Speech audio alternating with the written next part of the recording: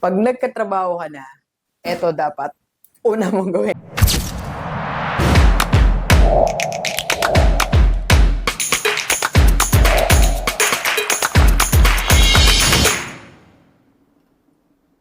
Pag nagkatrabaho ka na, eto dapat una mong gawin. Ganito si Doc. Sa lahat kasi ng mga nakatapos o matagal na walang trabaho, tapos nagkaroon ng trabaho, ang daming gustong pinapangarap na gawin. Pag nagkatrabaho ko, pupunta ako sa ganito, kakain ako ng ganito, bibili ako ng ganito. Alam mo, yung unang-unang bugso o season, period ng pagtatrabaho mo, ito ang dapat mong gawin. You know why?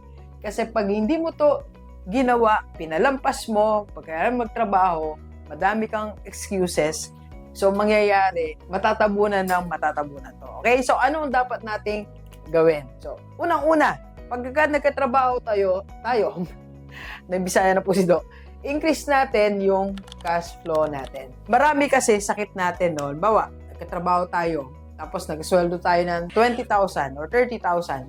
So, yun na yung iniisip natin na lifetime na income natin. Nangyari din po yan sa akin nung unang nagturo ako sa public. So, sabi ko, kumikita na ako ng 10,000 or 11,000, yung una ko yung salary, SG 10 yata, salary grade 10, 11,000. Inabro ba yun, Doc? 11 nakakasaan ng konti. So, sabi ko, eto na yun. Tinanggap ko siya how many years? 7 years na ganun yung income ko. Ang dapat pala natin gawin, pag-isipan natin, once na nagkatrabaho ka na, paano ba tataas tong cash flow ko? Paano ba tataas ang income ko? Okay? And second, sunod na agad natin yung healthcare natin, protection natin. Huwag na natin tong isa-isang tabi. Kailangan nauuna siya. Kaya nga lagi natin sinasabi ang Kaiser. Unahin natin yung Kaiser. 7 years lang naman yan na magbabayad ka. Then, 13 years growing period of your money. Then, yun na. So, hindi ka na mag-worry kung ma-confine ka, hindi ka mag-worry kung mamatay ka, may maiwan sa family mo, hindi ka rin mag-worry pagtanda mo, meron kang pera. Okay? So, healthcare. And if you want to know more about Kaiser, yan po ang aking personal FB. Lagay nyo muna dyan para mahanap at ma-message ako. Ako po mismo sasagot niyan. Let's go, let's go. Okay, so pag may healthcare na tayo, ito na papasok ang life insurance natin. Okay? Marami nagbabaliwala niyan, pero kailangan lahat tayo, sabi ko nga, basta tao ka, humihinga ka, dapat meron kang life insurance.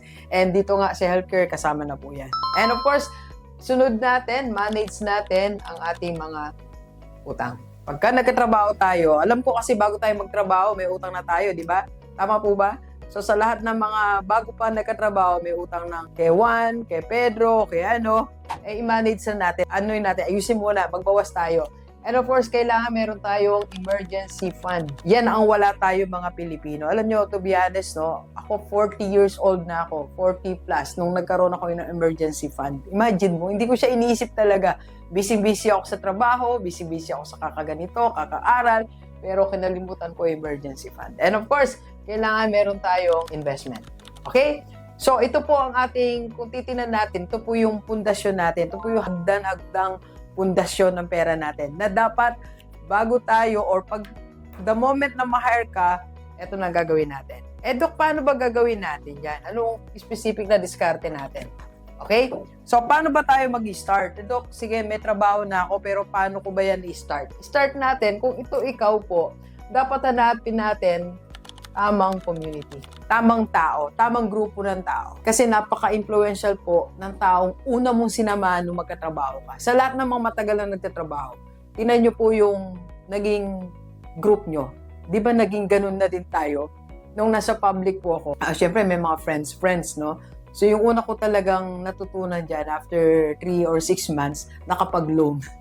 At nakapag-loan uli. Kasi nga, napaka-influential ng community. Kaya dapat hindi ba masama po yung community na kinabilangan ko. Pero, ibig sabihin po, yung kultura kasi, na-imbibe natin, di ba?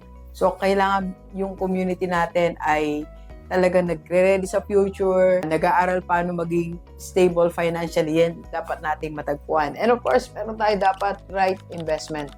Tama ang investment natin.